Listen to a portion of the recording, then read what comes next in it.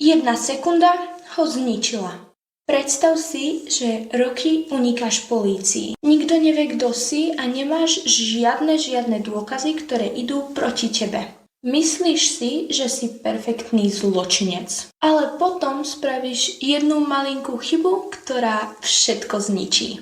V roku 2011 hľadala polícia v Nemecku bankového lupiča, ktorý keď vylúpil tú banku, jednoducho zmizol. Kamery toho lupiča zachytili len na pár sekúnd.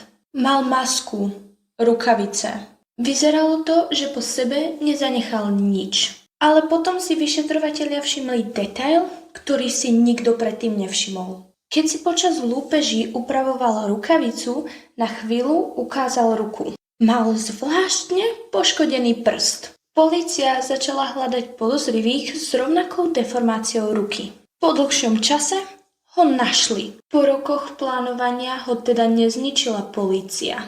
Ani technológia, ani žiadni svedkovia. Ale jedna sekunda, jedna ruka. A toto je presne ako,